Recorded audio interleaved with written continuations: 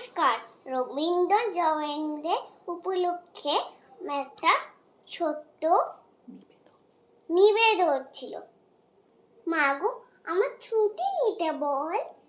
সকাল থেকে পড়েছি যে মেলা, এখন আমি তোমার সাথে বসে করব শুধু পড়া পড়া খেলা।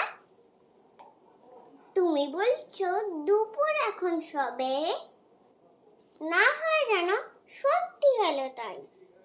একদিনও কি দুপুর বেলা হলে বিকেল হলো মনে করতে নাই? আমি তো বেশ ভাবতে পারি মনে, সূর্যি ডুবে গেছে মাসের শেষে, বাড়ি বুড়ি চুবড়ি ভরে নিয়ে শাক তুলতে গেছে পুকুর পাড়ে। ধার হলো মাদার গাছে তুলায়, আলি হয়ে গেল দেখি জল। হাটের থেকে সবাই এলো ফিরে, মাঠের থেকে এলো চাষির দল। মনে করো না উঠলো সাজের তারা, মনে করো সন্ধে হলো জানো।